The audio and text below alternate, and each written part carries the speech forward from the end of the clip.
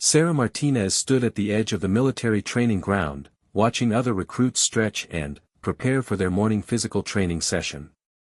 The sun was barely rising over Camp Pendleton, casting long shadows across the obstacle course that had become both her greatest challenge and deepest source of shame over the past 3 weeks.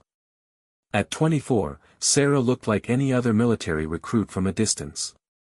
Her dark hair was pulled back in regulation style, her uniform pressed and clean, her boots polished to a mirror shine. But, beneath the carefully maintained exterior lay secrets that she carried like stones in her chest, weighing heavier with each passing day at the training facility. Martinez. The sharp voice of Drill Sergeant Thompson cut through the morning air like a blade. What are you doing standing there like a statue? Get your gear and fall in with the others. Sarah's stomach twisted into familiar knots as she jogged toward the group of 30 other recruits who were already beginning their warm-up exercises. She had been dreading this moment since she woke up at 0500 hours, the same dread that filled her every morning when she knew PT was scheduled. The other recruits barely glanced at her as she took her position at the back of the formation. Over the past month, she had earned a reputation as the weak link, the one who always had an excuse, the one who couldn't keep up. What they didn't know, what none of them could see, was the network of scars that crisscrossed her torso beneath her uniform, or the titanium rod that had replaced a section of her spine after the car accident that had changed everything 3 years ago. Today we're doing the full obstacle course, announced Sergeant Thompson, his weathered face showing no emotion as he scanned the group of recruits. I want to see improvement from all of you. No excuses, no shortcuts, and, definitely no quitting. His eyes lingered on Sarah for just a moment longer than the others, and she felt her cheeks burn with embarrassment. She had become the example of what not to do, the cautionary tale that he used to motivate the others. Last week, when she had asked to skip rope climbing due to personal reasons, he had made the entire unit run an extra mile as punishment for her perceived laziness. As the group began moving toward the first obstacle, Sarah felt the familiar ache in her lower back that signaled the beginning of what would likely be a day filled with hidden agony. The morning was cool, but sweat was already forming on her forehead, not from exertion but from anxiety about what was to come. The first obstacle was a series of hurdles that required explosive jumping movements.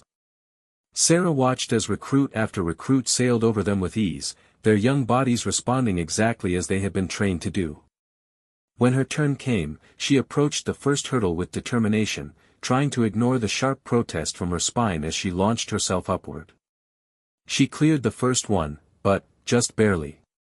The landing sent shock waves through her reconstructed back, and she had to bite her lip to keep from crying out. By the third hurdle, she was visibly struggling, her form deteriorating with each jump. "Come on, Martinez," shouted Private Johnson, one of the more athletic recruits. "My grandmother could do better than that." The comment drew laughter from several others, and Sarah felt her face flush with humiliation. She wanted to explain, wanted to tell them about the months of physical therapy, the doctors who had told her she was lucky to be walking at all, the fact that she was pushing her body far beyond what was medically advisable just to be there. But military training didn't allow for explanations or sob stories.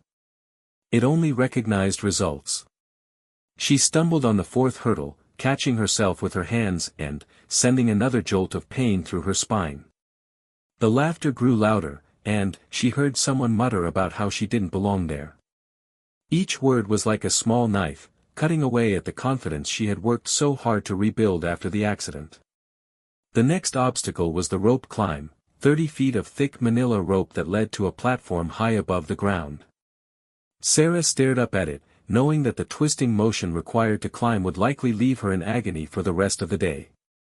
But, she also knew that backing down again would only reinforce the reputation she had already earned. She grabbed the rope and began to climb, using her arms to pull herself up while trying to minimize the strain on her back. Every few feet, she had to pause, ostensibly to catch her breath but really to manage the waves of pain that threatened to overwhelm her. Below, she could hear impatient grumbling from the other recruits who were waiting their turn. "This is ridiculous," she heard someone say. She's holding up the entire exercise.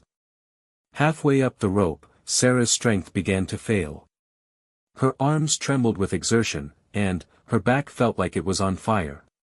She looked down at the faces below, some annoyed, others openly mocking, and made a decision that she would regret for weeks to come. "I can't do it," she called down, her voice barely audible over the wind.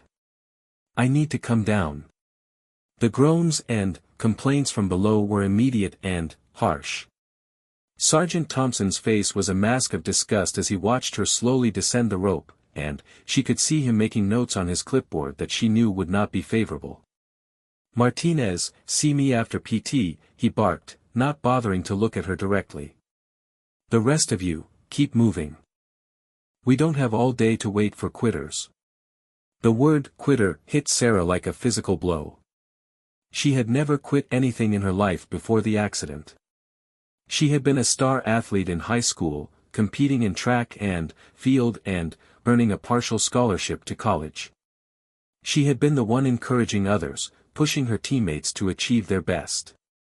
Now she was the one being pushed aside, labeled as weak and uncommitted. The remainder of the obstacle course passed in a blur of humiliation. She attempted each challenge, completing some and failing others, always aware of the eyes watching her, judging her, finding her wanting.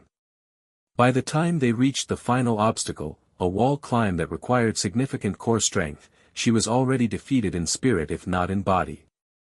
The wall stood 12 feet high, with small handholds scattered across its surface. Other recruits attacked it with enthusiasm, pulling themselves up with confidence and dropping down on the other side with triumphant grins. When Sarah's turn came, she stood at the base of the wall and looked up, knowing that the twisting and stretching required would be nearly impossible given her limitations. She made it halfway up before her back seized completely, a spasm so severe that she nearly fell. Clinging to the wall with white knuckles, she tried to breathe through the pain, but it was no use.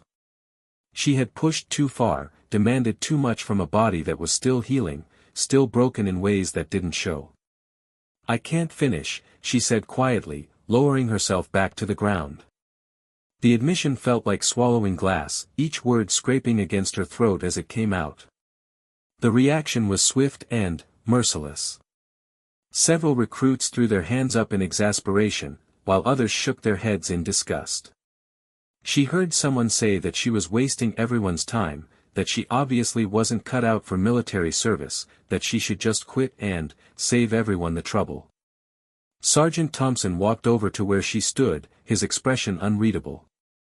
"Martinez, you're excused from the rest of PT, report to my office at 1400 hours. We need to have a serious conversation about your future here."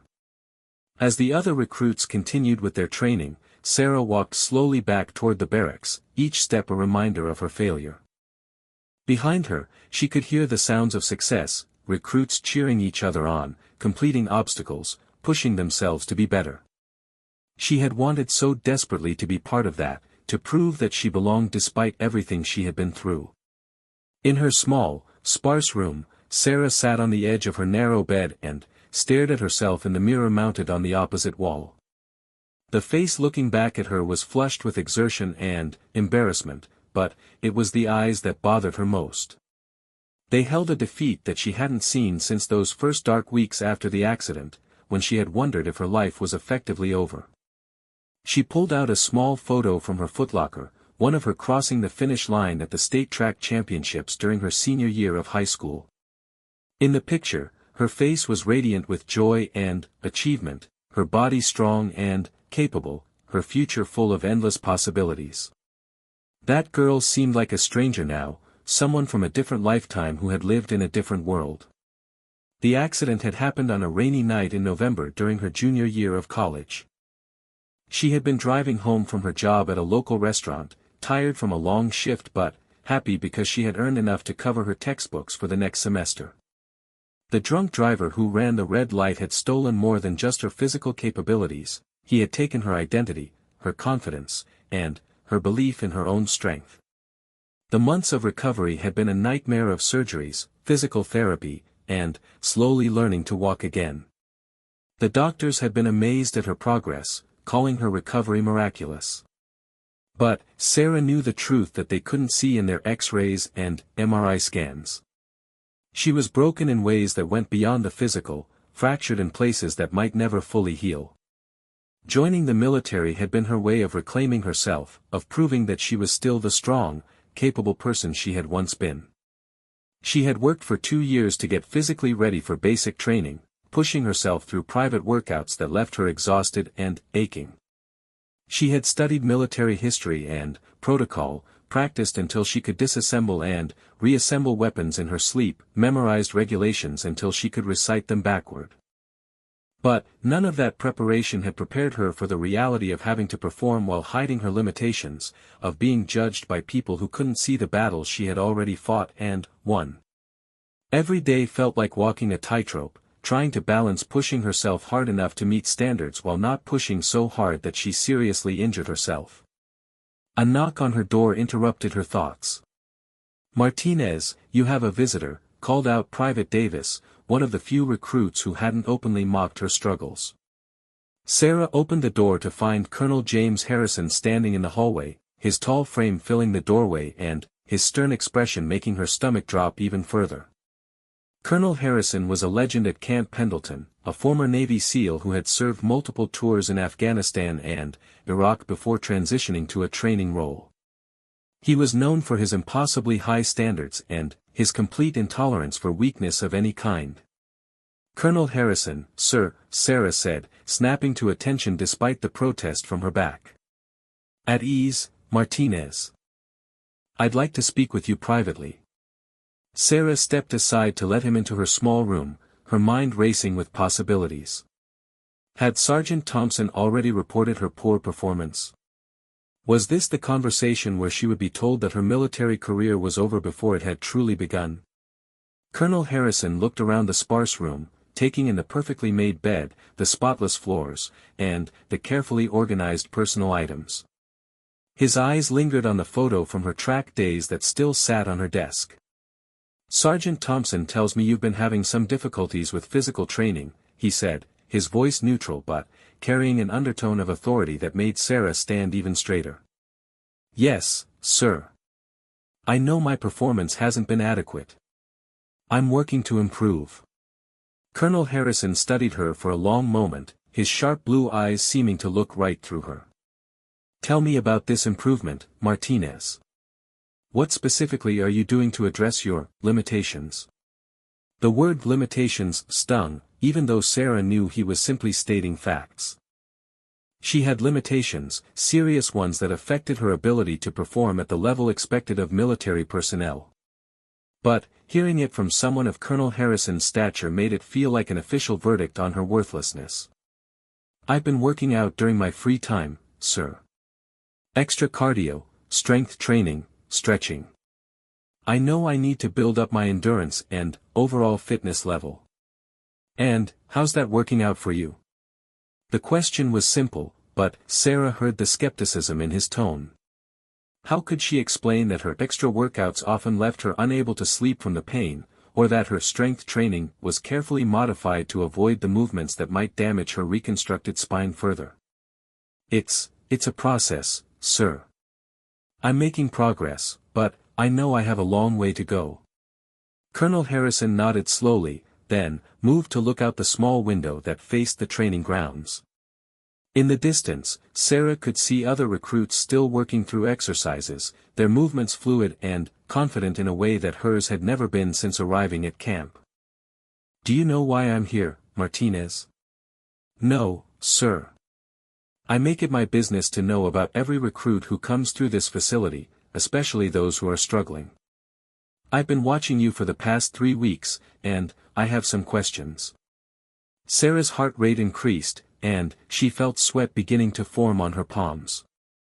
If Colonel Harrison had been watching her, then he had seen every failure, every moment of weakness, every time she had backed down from a challenge. "You have an interesting file," he continued, still looking out the window.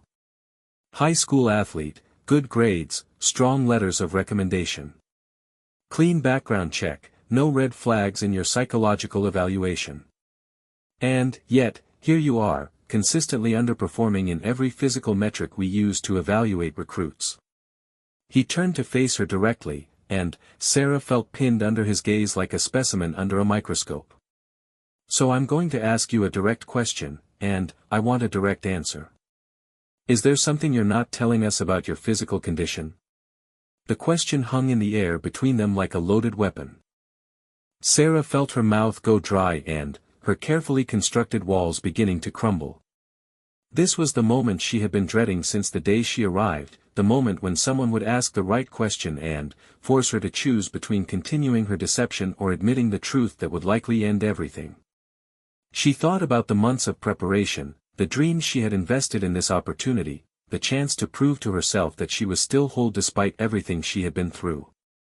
But, she also thought about the pain that was her constant companion, the fear that drove every decision she made about what her body could and couldn't handle, and the exhaustion of trying to appear strong when she felt broken. "Sir, she began, then stopped, unsure how to continue. Colonel Harrison waited, his expression patient but expectant.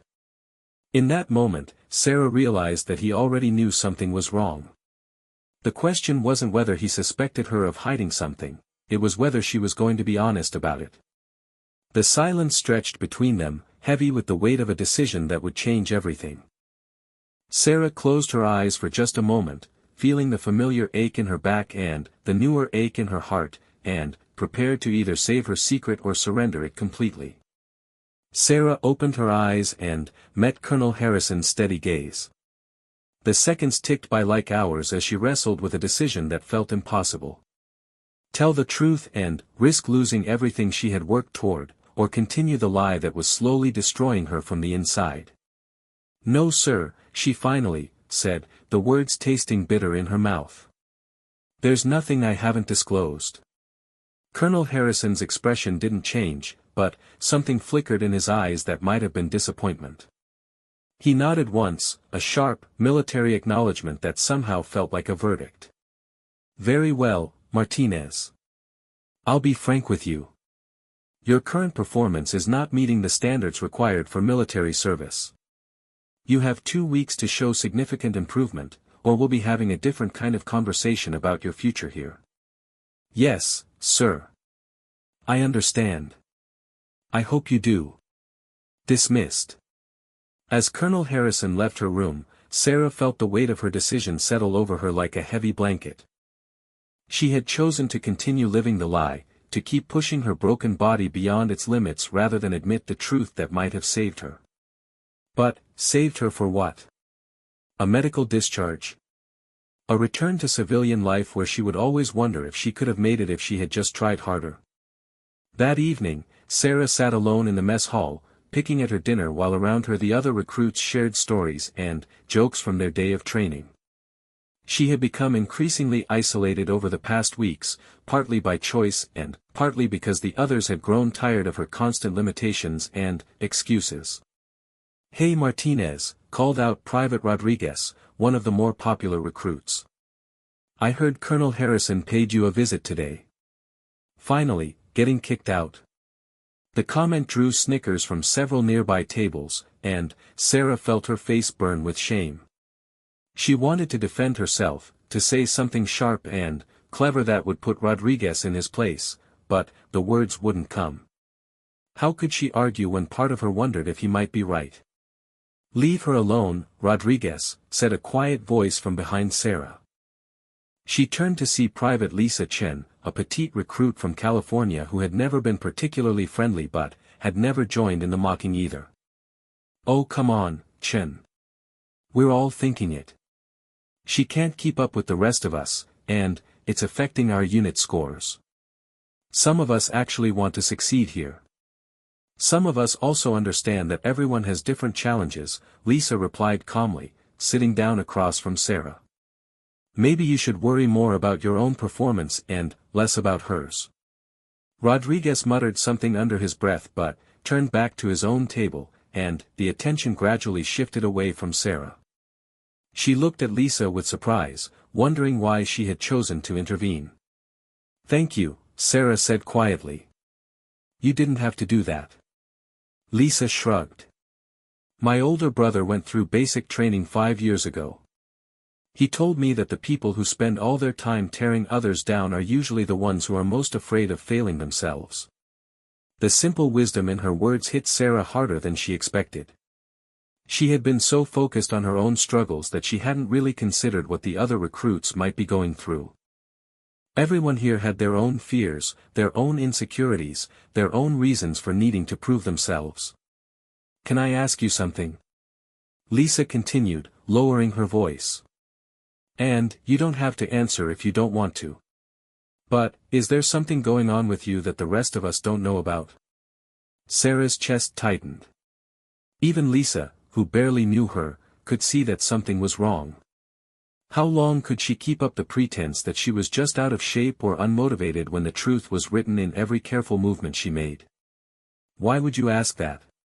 Because I've been watching you, and you don't move like someone who's just lazy or unfit. You move like someone who's in pain but trying to hide it. The observation was so accurate that Sarah felt tears threaten at the corners of her eyes. For weeks, she had felt completely alone in her struggle, convinced that no one could see past her carefully maintained facade. To learn that at least one person had noticed, had seen through to the reality she was trying to hide, was both terrifying and, oddly comforting. I can't talk about it, Sarah whispered. I'm sorry, but, I just can't. Lisa nodded understandingly. That's okay. But, if you ever need someone to listen, or if there's anything I can do to help, let me know. This place is hard enough without going through it alone. That night, Sarah lay in her narrow bunk staring at the ceiling and, thinking about Lisa's words. She had been going through everything alone, carrying the weight of her secret and, her pain without any support or understanding from the people around her. But, was that really necessary? Or was it just pride that kept her isolated? She thought about the conversation with Colonel Harrison, replaying every word and, trying to read between the lines. He had asked if there was something she wasn't telling them about her physical condition, which suggested that he suspected something specific. But, what if she had told him the truth? What if she had explained about the accident, the surgeries, the ongoing challenges she faced every single day? The rational part of her mind knew that honesty might have led to accommodation rather than dismissal.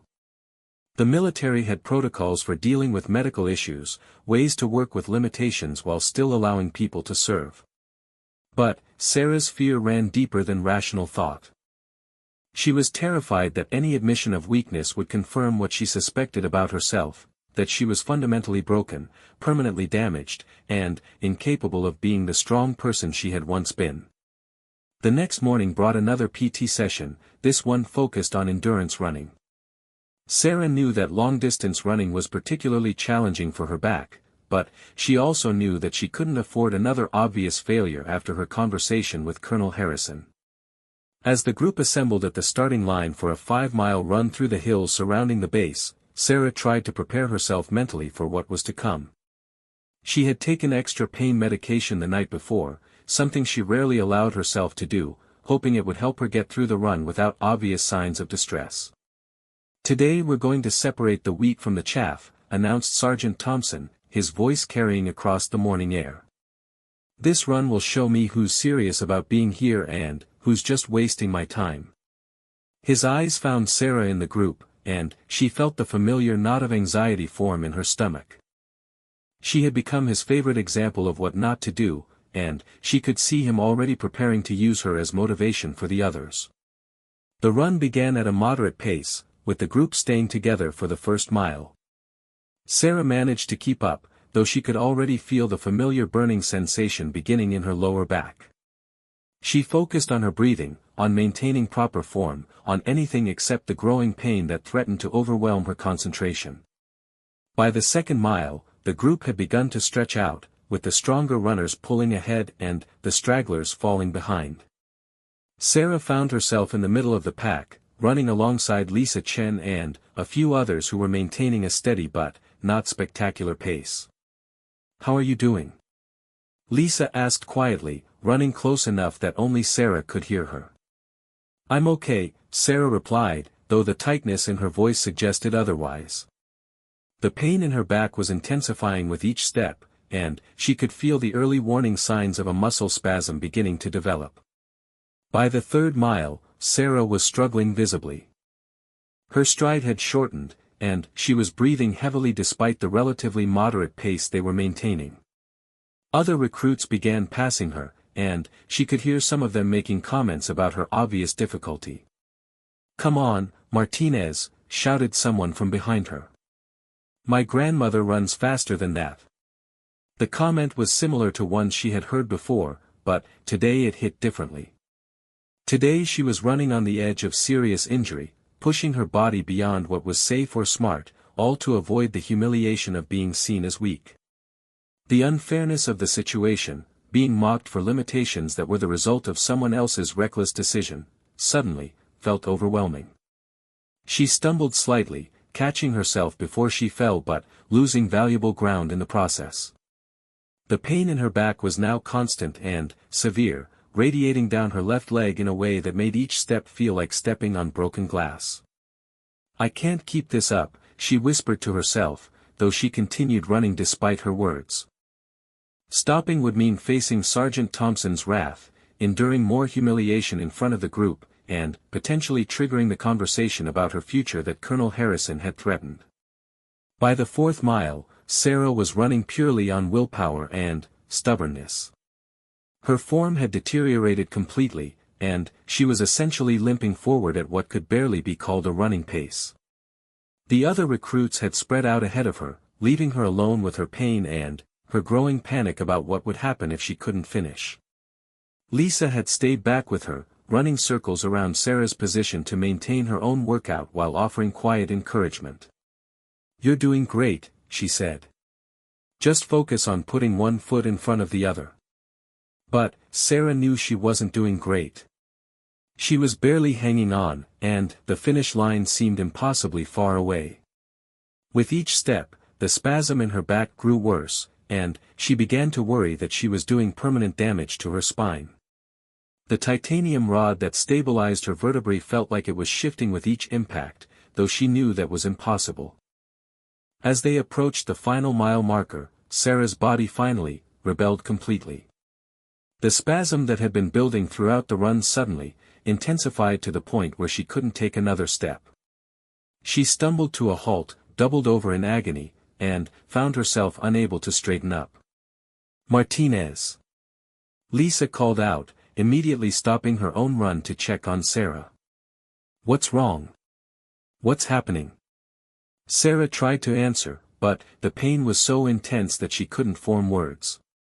She was trapped in a bent position, her back locked in spasm, while around her she could hear the voices of other recruits who had stopped to see what was happening. "Is she having some kind of attack?" someone asked. "Should we call for medical assistance?" "Probably just faking it to get out of finishing the run." That last comment, delivered in a tone of casual dismissal, cut through Sarah's pain like a blade. Even in her current state, writhing in agony and unable to move properly, some people still assumed she was being dramatic or dishonest. The injustice of it all suddenly felt like more than she could bear.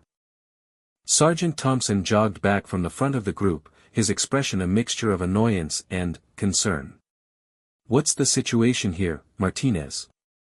I can't move," Sarah managed to gasp out between waves of pain. "My back, something's wrong." Thompson's expression shifted from annoyance to something that might have been genuine concern. In all his years of training recruits, he had seen plenty of people try to fake injuries to avoid difficult exercises, but he had also seen enough real medical emergencies to recognize the signs.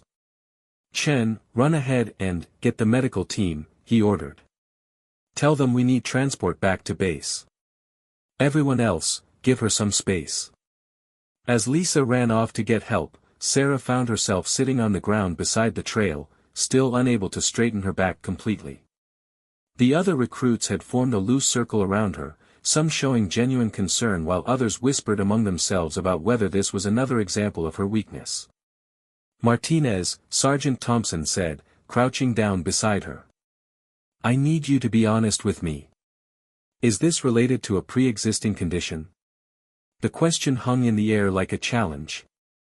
Sarah could continue lying, could claim that this was just a random injury that could happen to anyone. Or she could finally tell the truth that she had been hiding since the day she arrived at camp. She looked up at the faces surrounding her, some sympathetic, some skeptical, all waiting for her answer. In that moment, with pain radiating through her entire body and her carefully constructed facade crumbling around her, Sarah realized that the truth might actually be a relief. But, before she could answer, the sound of approaching vehicles indicated that help was on the way. Whatever conversation was about to happen would have to wait until after the medical team had evaluated her condition. As she heard the doors slamming and voices calling out instructions, Sarah wondered if this was the moment when everything would finally come out, when her secret would be exposed and her military dreams would officially come to an end. The paramedics who approached her were professional and efficient, quickly assessing her condition and preparing to transport her back to the base medical facility. As they carefully helped her onto a stretcher, Sarah caught sight of Colonel Harrison's distinctive figure standing near one of the vehicles, his expression unreadable as he watched the proceedings. Their eyes met for just a moment, and Sarah saw something in his gaze that she couldn't quite interpret.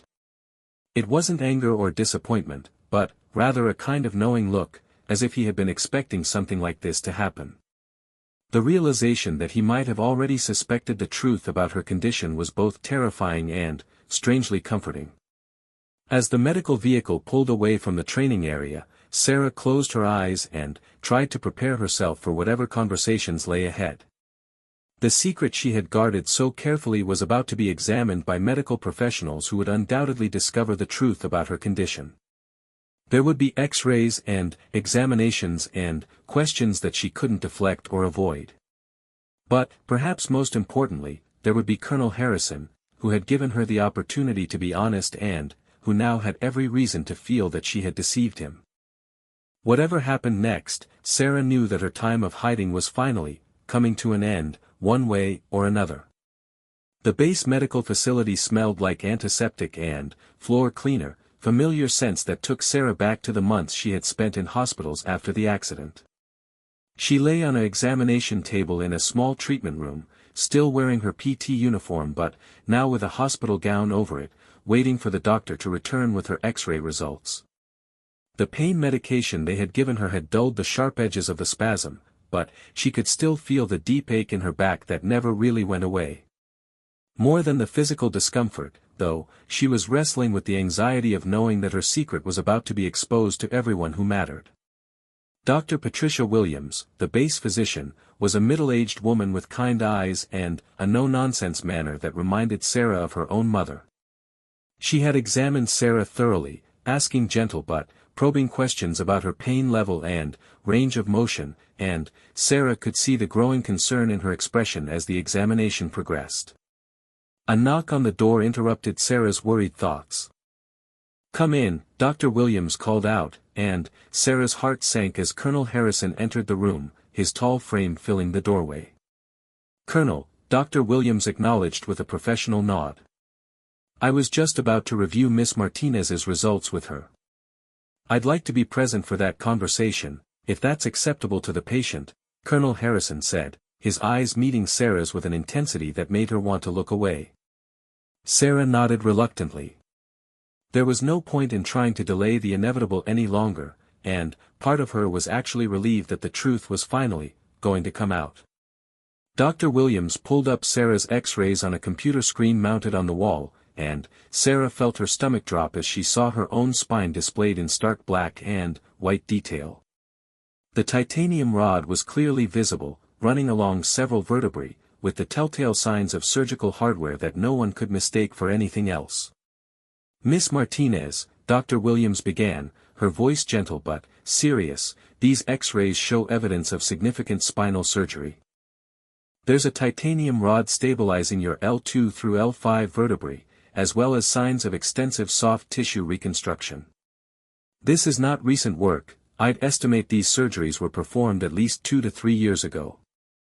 Colonel Harrison's expression didn't change, but Sarah could see his jaw tighten slightly as he processed the information. She felt like a fraud who had finally been caught, exposed in front of the one person whose respect she most wanted to earn. Can you tell me about the circumstances that led to these surgeries? Dr. Williams continued. Sarah took a shaky breath, knowing that this was the moment when she would either tell the complete truth or dig herself even deeper into deception. Looking at the X-rays of her own broken and reconstructed spine, she realized that there was no point in lying anymore. Car accident, she said quietly. 3 years ago. A drunk driver ran a red light and hit me head-on. I almost died. The words felt strange coming out of her mouth after months of carefully avoiding any mention of the accident. For so long, she had tried to pretend that it hadn't happened, that she was the same person she had been before that terrible night. What were the extent of your injuries? Dr. Williams asked, making notes in Sarah's file. Shattered vertebrae, severed spinal cord, extensive internal injuries. I was paralyzed for 6 months. They said I might never walk again. Sarah's voice was getting stronger as she continued, as if finally, telling the truth was giving her back some of her own power. But, you did walk again, Colonel Harrison observed, speaking for the first time since entering the room. Yes, sir. It took 2 years of physical therapy, but I learned to walk again. The doctors called it a miracle. And yet you didn't disclose any of this information when you enlisted, he continued, his tone neutral but with an undercurrent of something that might have been disappointment. Sarah felt her cheeks burn with shame. No, sir. I was afraid that if I told the truth, I wouldn't be accepted into the program. Dr. Williams continued her examination of the X-rays, pointing out various details to Colonel Harrison. This is actually quite remarkable surgical work, she said. The reconstruction is very well done, and the healing appears to be complete. However, the kind of activities required in military training could potentially cause serious complications. What kind of complications? Sarah asked, though she wasn't sure she wanted to hear the answer. Stress fractures around the surgical hardware, disc degeneration above and below the fused area, potential damage to the surrounding soft tissue. The human spine isn't designed to handle the kind of impact and stress that comes with obstacle courses, long runs, and heavy equipment. Colonel Harrison studied the X-rays for a long moment before turning his attention back to Sarah. Why didn't you tell me the truth when I asked you directly yesterday? The question hit Sarah like a physical blow. She had hoped that Colonel Harrison wouldn't bring up their previous conversation, but she should have known that a man of his caliber would remember every detail of their interaction. I was scared, she admitted. I've wanted to serve in the military since I was a little girl. After the accident, everyone told me that dream was over, that I needed to find something else to do with my life. But, I couldn't accept that. I worked so hard to get to the point where I could even attempt basic training. I was terrified that if I told the truth, you'd send me home before I even had a chance to prove myself. And, instead, you chose to put yourself at serious risk of permanent injury, Dr. Williams interjected. Miss Martinez, what you've been doing is incredibly dangerous. This spasm you experienced today could have been much worse. You could have caused damage that might have left you paralyzed again. The words hung heavy in the air, and Sarah felt the weight of her decisions pressing down on her. She had been so focused on proving that she wasn't broken that she had risked breaking herself even further. I need to ask, Colonel Harrison said, his voice carefully controlled, have there been other incidents? Other times when your condition has affected your performance but you didn't report it? Sarah looked down at her hands, unable to meet his eyes as she answered. Yes, sir. Pretty much every day since I arrived. The pain it's always there. Some days are better than others, but it never completely goes away. Every day, he repeated, and Sarah could hear something like amazement in his voice. You've been training through constant pain for 3 weeks. Yes, sir. Colonel Harrison was quiet for a long moment, and Sarah began to prepare herself for the lecture about dishonesty and the dangers of concealing medical information. She expected anger, disappointment, and ultimately dismissal from the program. "Dr. Williams," he finally said, "what's your professional assessment of Miss Martinez's ability to continue with military training?" Dr. Williams looked uncomfortable with the question. "Colonel, given the extent of her injuries and the current state of her hardware, I would strongly advise against continuing with standard basic training protocols. The risk of serious injury is simply too high." Sarah felt her heart break as the doctor's words confirmed what she had been afraid to hear. Her military dreams were officially over, ended by the truth she had tried so hard to hide. However, Dr. Williams continued, "That doesn't necessarily mean that military service is completely out of the question. There are other roles within the military that might be suitable for someone with her limitations, positions that don't require the same level of physical demands." "Such as?" Colonel Harrison asked. "Intelligence analysis, communications, logistics, administrative roles. Many essential military positions don't require the ability to complete obstacle courses or long-distance running." Sarah looked up in surprise. She had been so focused on the idea of being a combat soldier that she hadn't really considered other ways to serve. But, even as hope began to flutter in her chest, she realized that Colonel Harrison might not be interested in alternative roles for someone who had deceived him so thoroughly. "Miss Martinez," Colonel Harrison said, turning to face her directly, "I want you to understand something. What you did was extremely dangerous, not just to yourself but, potentially to others who might have had to depend on you in a combat situation. Concealing medical information is a serious breach of trust." "Yes, sir. I understand. However," he continued, and Sarah's breath caught at the unexpected word, "I also want you to understand that what you've accomplished is remarkable. Most people who go through the kind of trauma you experienced never fully recover. The fact that you not only learned to walk again but pushed yourself to the point where you could even attempt basic training shows a level of determination that is impressive." Sarah stared at him in shock.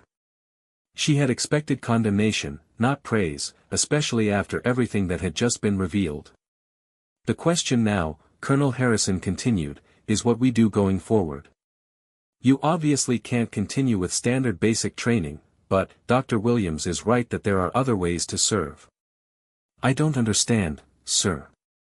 Colonel Harrison walked over to the window and looked out at the training grounds where other recruits were continuing their exercises. "Miss Martinez, the military is full of people who have overcome significant challenges to serve their country. We have soldiers who've lost limbs, veterans who deal with PTSD, people who've had to adapt to physical limitations while still finding ways to contribute."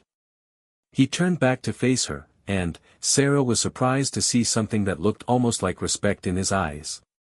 "What you did was wrong, the deception, the concealment of medical information, the risk you put yourself and, potentially others in. But, the drive that motivated those decisions, the refusal to give up on your dreams despite overwhelming obstacles, that's exactly the kind of spirit we need in the military." Sarah felt tears beginning to form in her eyes as she processed his words. After weeks of feeling like a failure, like someone who didn't belong, she was hearing that her struggles might actually have value. "So what happens now?" she asked quietly. "Now we figure out how to channel that determination into a role that matches your capabilities," Colonel Harrison said. "Dr. Williams, what kind of medical clearance would Miss Martinez need for non-combat roles?" Dr. Williams consulted her notes. "With proper accommodations and limitations on physical activities, I could probably clear her for desk duties, technical positions, things that don't involve heavy lifting or high-impact activities.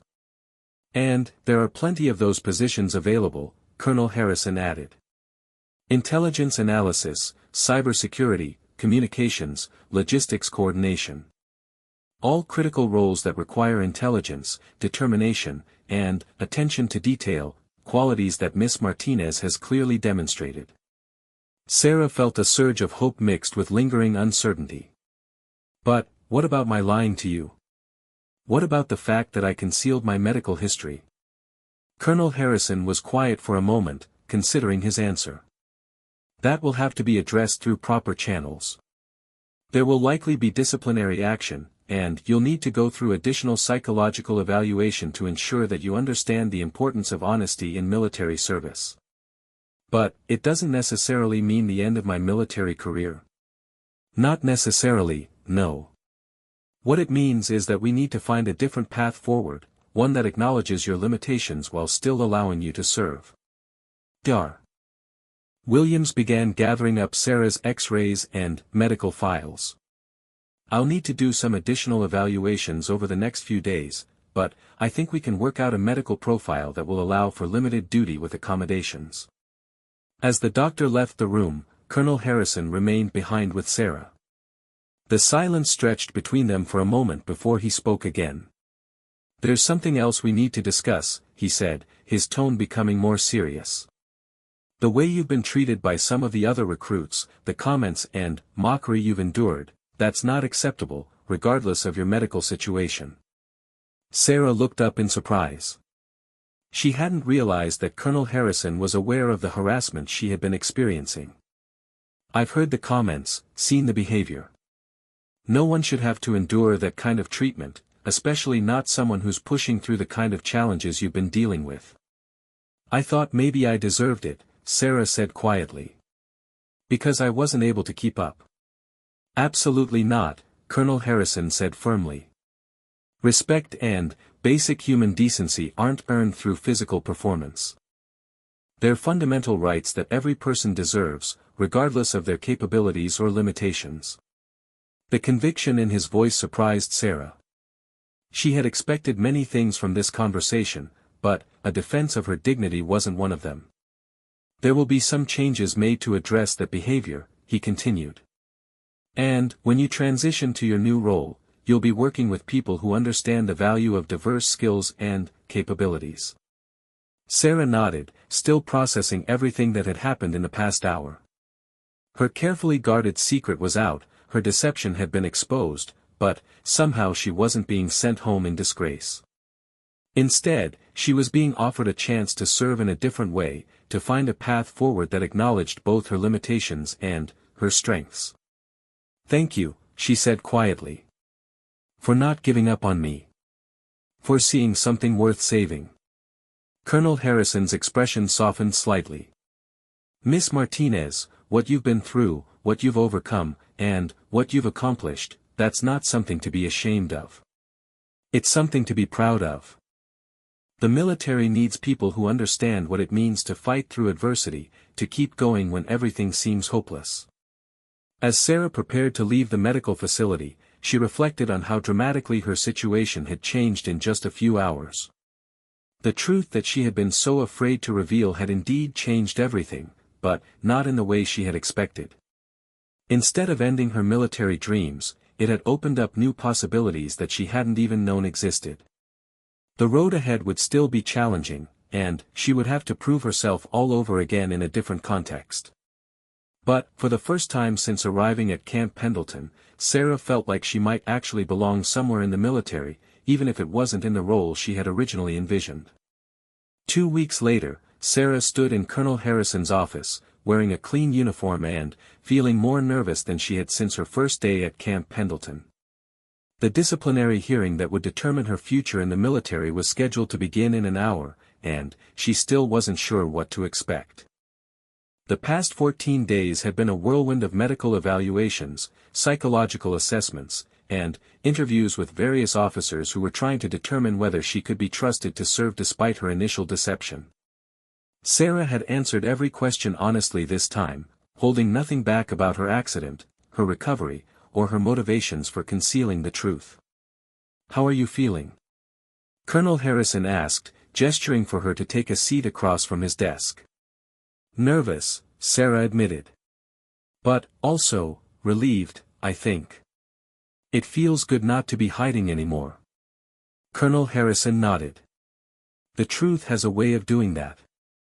Even when it's difficult, honesty tends to be less exhausting than deception." He pulled out a thick file that Sarah recognized as her case folder. Over the past 2 weeks, it had grown significantly as various professionals had added their evaluations and recommendations. "I wanted to speak with you before the hearing begins," he said. There are some things you should know about what's been happening behind the scenes. Sarah's anxiety increased. What kind of things? First, the medical evaluation. Dr. Williams and her team have been very thorough in their assessment. They've concluded that while you cannot safely participate in standard combat training, you are fully capable of performing many military roles with minor accommodations.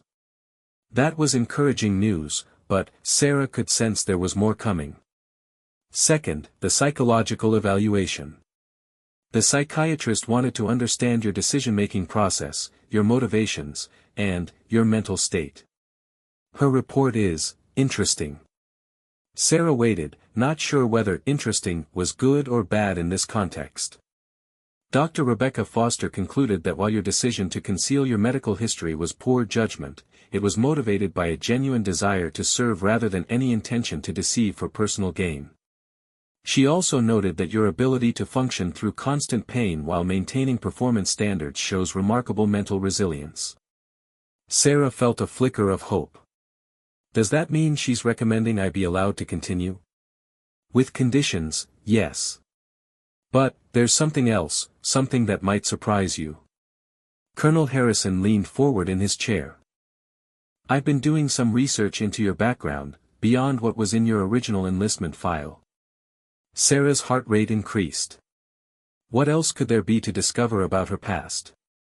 I found some interesting articles from your local newspaper from 3 years ago. Articles about the accident, and, more importantly, about what you did immediately before the first responders arrived. Sarah's blood went cold. She had never talked about those first few minutes after the crash, had never told anyone about what happened before the ambulance arrived. It was a part of the story that she had buried so deeply that she rarely even thought about it herself. According to the police report and witness statements, Colonel Harrison continued, after your car was hit, while you were pinned in your vehicle with what we now know were severe spinal injuries, you spent nearly 20 minutes directing other drivers to help the occupants of the other vehicle. Sarah stared at him, not understanding why he was bringing this up. I don't see what that has to do with anything. Don't you? Colonel Harrison's voice was quiet but intense. Miss Martinez, you were partially paralyzed, trapped in a crushed vehicle, and, likely in shock. And, instead of focusing on your own survival, you used those 20 minutes to coordinate a rescue effort that saved 3 lives. The memories came flooding back, details that Sarah had tried to forget. The smell of gasoline and burning metal. The screams from the other car. The family of 4 who had been heading home from a birthday party when the drunk driver hit both their vehicles. The drunk driver died on impact, Colonel Harrison continued, reading from the reports. But, the family in the other car, a mother, father, and 2 young children, were all trapped in their vehicle, which had caught fire. According to witnesses, you were the one who directed traffic around the scene, who called out instructions for how to extract the family safely, who kept them calm until the fire department arrived. Sarah felt tears beginning to form in her eyes as she remembered that night. She had pushed the memories away because they were too painful, too tied up with her own trauma to process clearly. One witness said you never stopped talking to the children, keeping them calm and focused while adults worked to get them out. Another said you directed traffic with hand signals for nearly 15 minutes, making sure the rescue vehicles could get through. I don't remember it being that dramatic, Sarah said quietly. I just did what needed to be done. Exactly, Colonel Harrison said, and there was something in his voice that Sarah had never heard before. You just did what needed to be done. While you were seriously injured, while you were in pain and afraid, while your own life was in danger, you focused on your duty to help others. Sarah was quiet for a long moment, processing what he was saying and why it mattered. But, that doesn't change the fact that I lied to get into the military. No, it doesn't. But, it does provide context for who you are as a person. It shows that when faced with a crisis, your instinct is to serve others rather than protect yourself. That's exactly the kind of character we need in the military, regardless of physical limitations. Colonel Harrison stood up and walked around his desk to stand in front of Sarah. There's something else you need to know before we go to the hearing. I've recommended that you receive a formal commendation for your actions on the night of the accident. Your behavior that night exemplified the military values of honor, courage, and commitment, even though you weren't in the service at the time. Sarah stared at him in shock. A commendation? But, I'm in trouble for lying about my medical history. You're facing discipline for poor judgment regarding disclosure of medical information. But, that doesn't erase the heroic actions you took as a civilian. The two issues are separate, and both need to be acknowledged. Before Sarah could respond, there was a knock on the door. Come in, Colonel Harrison called.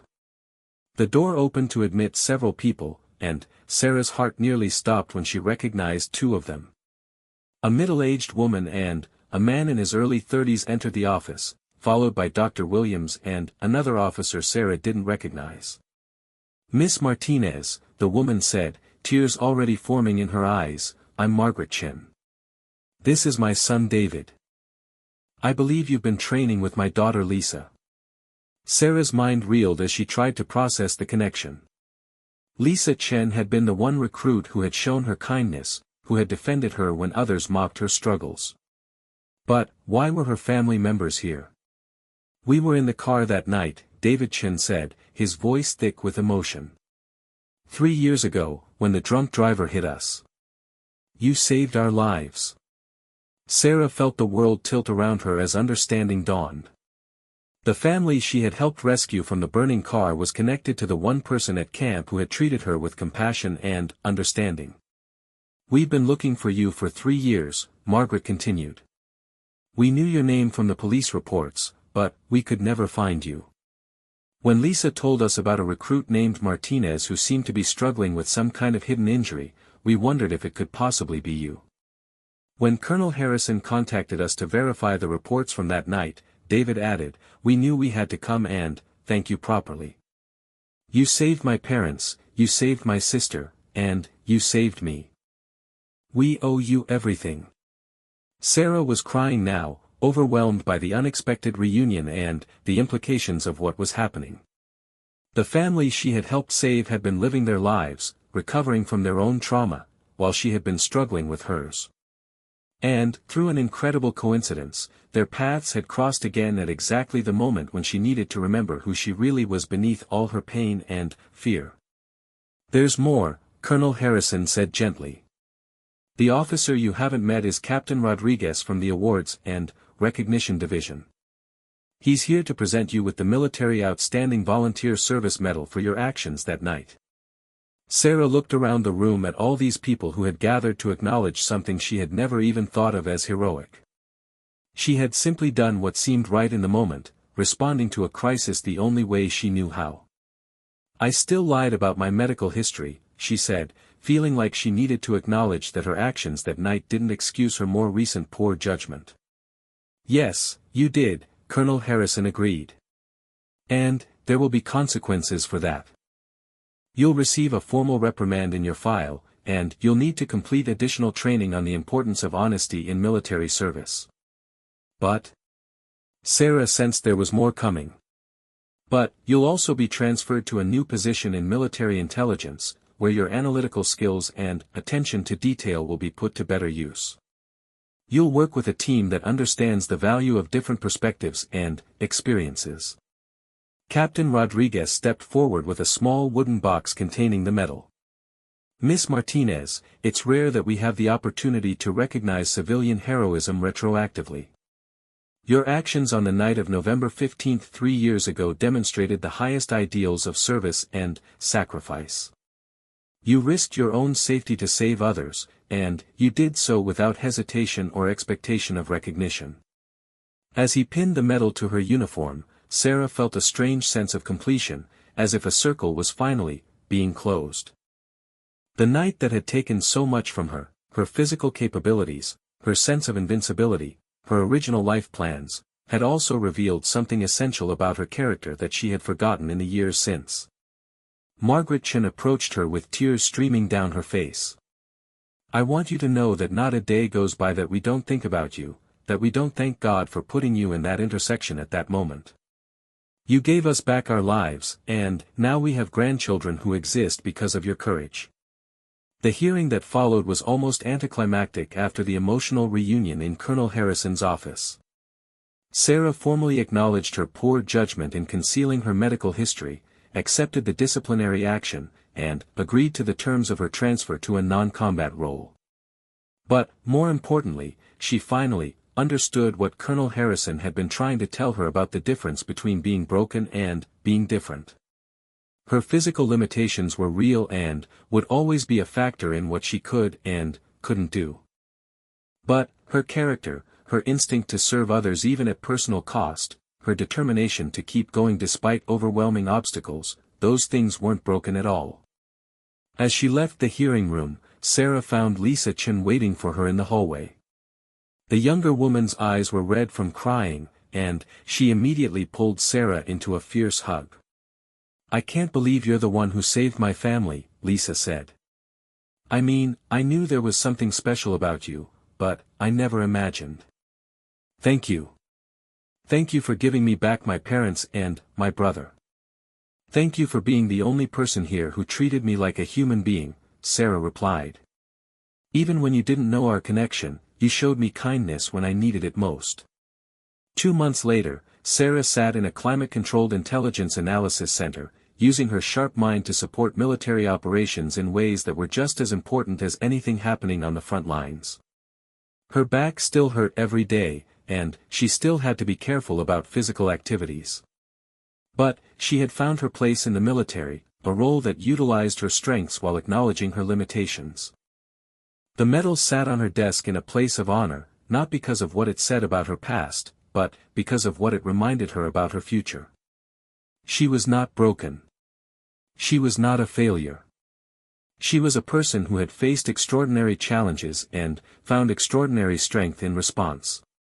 And, in the end, that was exactly the kind of person the military needed, regardless of whether she could complete an obstacle course or run 5 miles without pain. Her service looked different than she had originally imagined, but it was no less valuable or meaningful. The scars on her back would always be there, hidden beneath her uniform but never forgotten.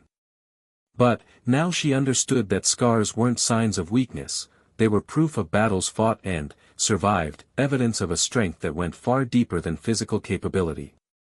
Sarah Martinez had finally found her place in the military, not in spite of her limitations, but because of how she had learned to overcome them. And that made all the difference.